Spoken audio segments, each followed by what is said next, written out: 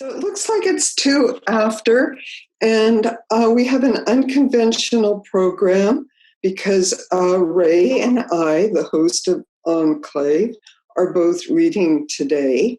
So I am officially beginning us. Then I'm going to turn the mic over to Ray, who's going to introduce me. And then I'm going to do a reading, and then I will introduce Ray, and she will do a reading. And we are hoping to keep within our usual 1 hour ENCLAVE promise. So we should probably get going. We are going to do ENCLAVE in September, late September, we will be beginning.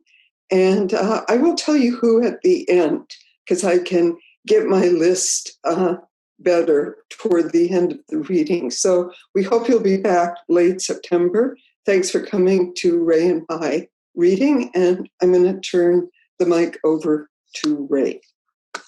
Okay. Well, I'm happy to introduce Jeanne Heuving, who is a professor of interdisciplinary arts and sciences at the University of Washington at Bothell. She is an eminent critic of avant-garde and innovative poetry. Some of her critical books are Omissions Are Not Accidents, Gender and the Art of Marianne Moore, Love and Avant-Garde Poetics from University of Alabama, and Inciting Poetics, Thinking and Writing Poetry, co-edited with Tyrone Williams and published by University of New Mexico Press. Jeanne is not only a scholar, but a true scholar poet. Her poetry grows in part from her erudition and her interest in research. Her books of poetry include Transducer from Chax Press, and Incapacity, which received the Small Press Traffic Book of the Year award. Incapacity creates a palimpsest, framing and writing through that most frightening of objects, her own youthful diary, to explore that most elusive of subjects, lack. Her most recent book, Mood Indigo from Selva Oscura Press, is a beautifully sustained prose poem meditation on approaches to the color and feeling blue. It starts over and over in prose sections of similar length, coming at its subject from many different angles. To quote some of the opening phrases, to begin with ink, to begin with paper, to begin with lake, to begin with sea road, to begin with dye, to begin with invagination, to begin with synthesis, I begin with syncresis. Mood Indigo is an impressive act of synthesis which ranges from the production of indigo dye, which involved slave labor on plantations, to the workings of jazz and blues and the neurology of language processing.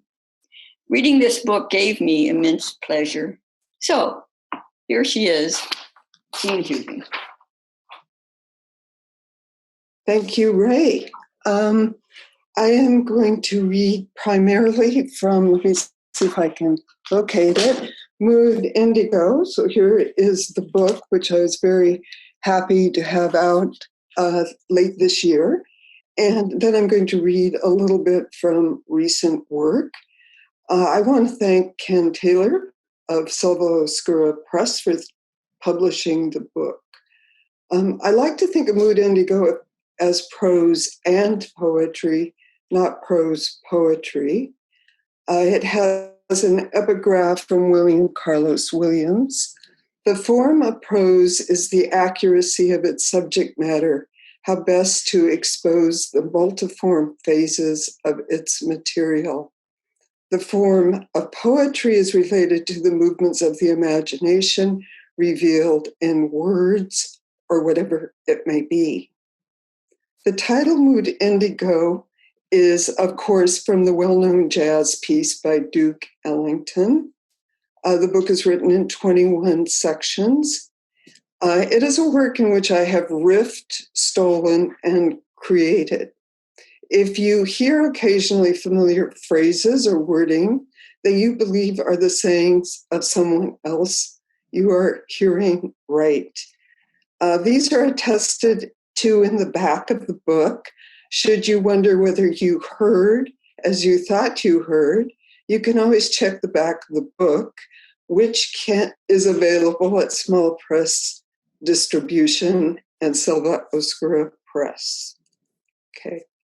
So to begin with ink, number one, to begin with ink, I scratched my paper with pen, making abrasions, little torn pieces of pulp, ink soaking into the fibers. My hand moves down the page, ink marking its passage, seeming ahead and behind it.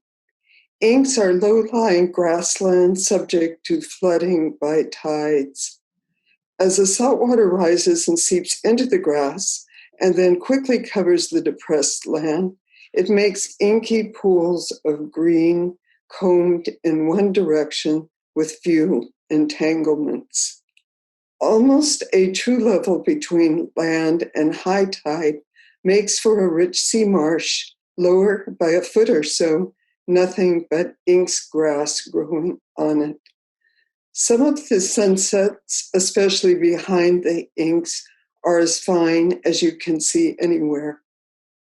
Indigo is a dye extracted from a plant by the same name, but also can be got from woad. The darkest shade, a kind of blue-black derived from the indigo plant, is the most valuable. Gathered into bundles of stalk, leaves, and flowers, it is mashed in an alkanated vat, submerged underwater for several days, the dross then raked out, and the sediment, the sought-after dye, not to be disturbed in the further ladling off of the liquid. Another technique is to make balls of the gathered wood stems and seeds and let dry, then macerate into a pulp and mix with water affixed with ash lye or other alkaline additive. Or remove only the seeds, wait until the seed pods turn black and begin to open on their own, or at least rattle, and then submerge.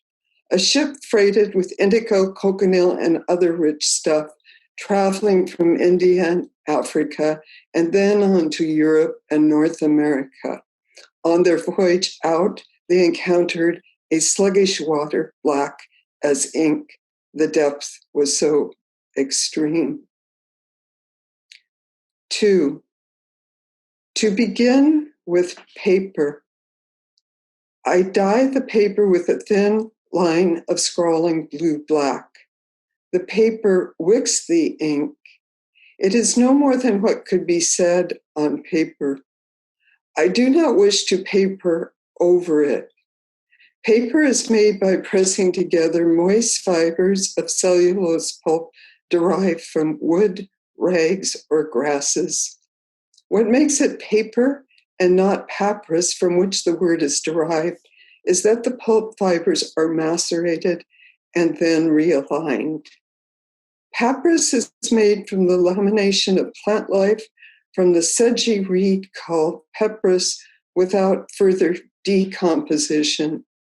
The outer rind is removed and the sticky, fibrous inner pith is cut lengthwise and laid in overlapping strips to which another layer at cross angles is put. While still moist, the two layers are hammered together, making them into a single sheet. As far as the eye can see are an abundance of lagoons and watercourses fringed with papyrus. To dye is to impregnate tissue and fiber with color. The number of dippings and the strength and freshness of the indigo determines the intensity of the resulting color. One of the cottons put into the indigo vat is so thin that it tears like paper and so requires special handling. The dyed cloth is removed to dry and oxidized for 24 hours without rinsing. In keeping a stock pot of indigo going in the workroom, it can be reactivated with fructose or other organic materials. If sediment is disturbed, allow it to settle. She noticed how the rivers were awave with smooth paper reeds and contemplated changing her oaten reed for an oboe. 11, jumping several sections. To begin with indigo, I repeatedly dip cloth into the indigo vat so that with each immersion, a small quantity of dye attaches to the fibers and the blue particles accrete. The technical superiority of indigo rests on the fact that it will dye both vegetable and animal fibers and does so with results that cannot be achieved even approximately using any other vegetable dye. An indigo bath is almost a living creature and reacts swiftly and implacably to any disruption that may occur during the dyeing process, a fact that makes considerable demands on those in charge of it, calling in no small degree for the ability to watch over the dye. Visible on the surface of the bath is the bloom, the blue-violet bubbles.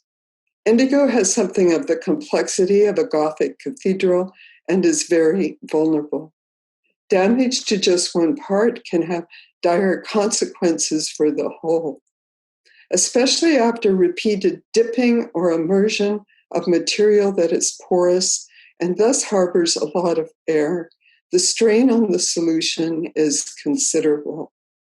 Soon one will see the characteristic signs of the bath reaching the point of dying, as it is used to be called. Its limpidity diminishes and it becomes bluish and cloudy as the chemicals in it are oxidized and the indigo dye stuff precipitates. In early days, dyers had to rely mostly on the signals from their own senses when judging the condition of the bath during dyeing. You ain't never been blue, no, no, no, till you had that mood indigo. And in the evening when the lights are low, I'm so lonely I could cry. When I get that mood indigo, I could lay me down and die.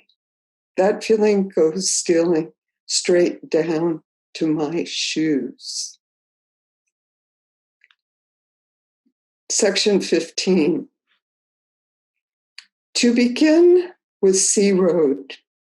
In the 16th and 17th centuries, the number of sea roads greatly increased. On both sides of the Atlantic, Africans lived in an ocean of blue. The everyday throng was a blue sea of indigo. Even the reddish-brown earth was dyed blue where the dyers worked, for everywhere was dripping cloth hung up to dry. The plantation site was well known for its foul smell and unsanitary conditions. After the indigo were steeped and the liquids drained away, plants were no longer needed. These soggy stems were then just dumped, creating the conditions for disease. The smell was so powerful that working around it was miserable. Enslaved Africans who arrived with knowledge of indigo production could be sold at market for many times more than Africans without these capabilities. So esteemed and valuable were knowledgeable indigo workers that a plantation owner specified in his will that Billy shall not be put to any field work, but be kept jobbing on the plantation until indigo season, and then shall only work around the vats. Both the European and the African would find themselves influenced by the culture and presence of the other. But the Middle Passage was a death canal for one and not the other.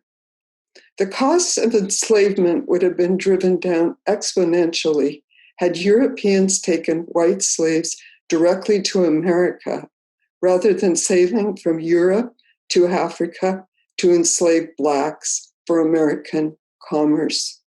But what whites would have gained in economic value, they would have lost in symbolic value. And it is the latter which structures the libidinal economy of civil society. 17. To begin with Mood Indigo. My impulse is to convey a mood and not to impart specific grievances causing that mood. A mood can consume the populace as dye penetrates a cloth, altering dispositions that before had seemed inclined to go along with things. Standing on a crust of sand above the inks, a vestige of green could be seen in the dark waters. In a very low tide, the inks are all mud and stranded grass. But when the waters come back in, they resume their heft. For a deep and sad green, as in the inmost leaves of trees, mingle indigo and pink. Common or Flanders blacks are really ultra blue blacks and purples. True or Spanish black can only be made with copperas mixed with galls and optionally steel filings or slip also. When I use the word black, I mean in the American sense, where anyone who has any colored blood at all, no matter how white, speaks of herself as black.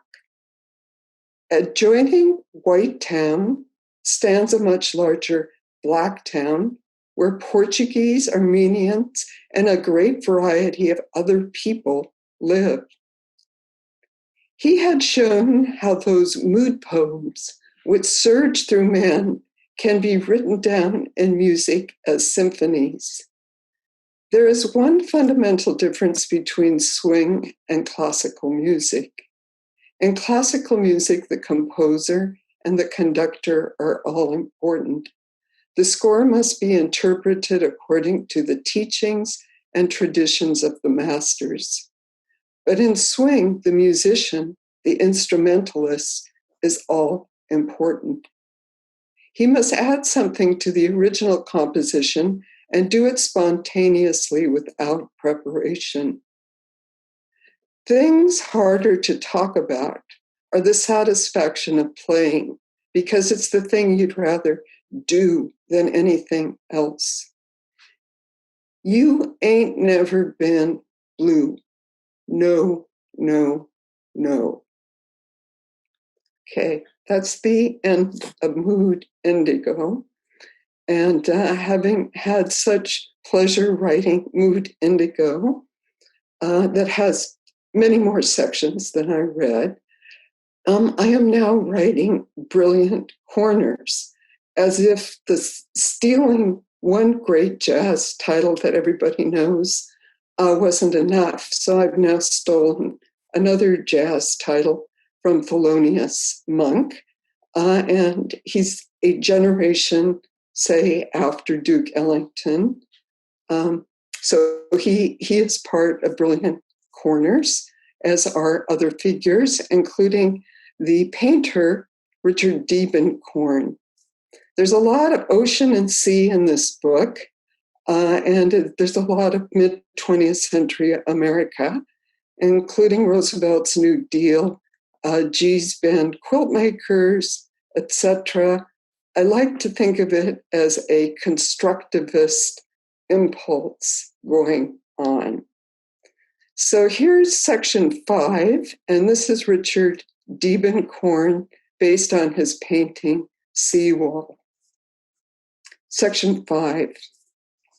To begin with Seawall, it lifts into the sky, shoving out ocean and air, beach and field.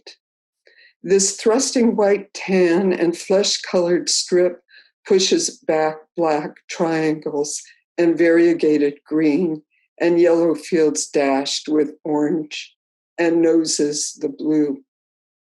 There is an alternating smoothness and roughness of brushwork ending in swirled paint, an exuberance of blue strokes, some curved, some flat, with traces of orange, red, and yellow, perhaps a cloud formation. Above to the far left of the canvas, there is more assuredly a blue cloud. The tempest of paint and seawall pressed against the adjacent fields bespeaks the rising heat of land masses drenched with sun. Black parallelograms and triangles stagger a diagonal, all converging at the nudging seawall. A sea lion roaring on a rock. A horizon line shores the canvas, ends the ocean, starts the sky. Human action, if any human action at all, is as hieroglyphic marks and ink spillage, perhaps a construction crew and equipment, a conglomeration of automobiles, motorcycles, and beachgoers. It is as if an earthquake has taken place while the muted blue of the ocean sleeps on, all activity, all violence given over to land and construction. I want a painting to be difficult to do. My freedom consists in my moving about within the narrow frame that I have assigned myself for each one of my undertakings. My freedom is so much the greater and more meaningful, the more narrowly I limit my field of action, and the more I surround myself with obstacles. The passion for obstacles is a defense against the end of possibilities, against the end of desire. Okay, last section that I'm going to read today from Brilliant Corners is in reference to its title, Brilliant Corners, and it's a kind of play and variants from Thelonious Monk. Section 15. To begin with Brilliant Corners. I walk into the darkened alleyway, angular sunlight stabbing down. Steps so bold they sink into danger, so resolute they hit the pavement and repel mud. A richness of technique that embellishes the shadows and blinds the center. A run up and a run down and a run up. A triangular vacant lot on which nothing has been built since it is inhospitable to rectangular houses.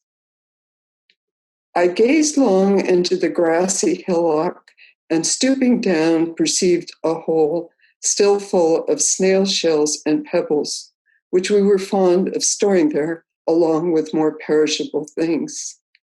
And as fresh as reality, it appeared that I beheld my early playmate seated on the weathered turf, his dark square head bent forward and his little hands scooping out the earth with a piece of slate. Trinkle, tinkle, trickles a variegated stream, a mountain spring that carves a listening in the forest and groove in the granite. It turns and twists, treble and bass sounds braided and let loose. Advance and entrance and advance. Thirst is by its nature unquenchable. It reminds of the hopelessness of hope and the presumptuousness of despair. What is an original? If it sound original, it has to have its own sound. Don't play everything or every time. Let some things go by. What you don't play can be more important than what you do. You know, anybody can play a composition and use far out chords and make it sound wrong. It's making it sound right that's not easy. Anything that's very good will make you laugh in admiration, so it must humor to make you laugh. Or maybe it makes you laugh in surprise because it knocks you out. I'm after new chords, new ways of syncopating, new figures, new runs. How to use notes differently. That's it. Just using notes differently. Okay. Much thanks to Thelonious for those concluding words.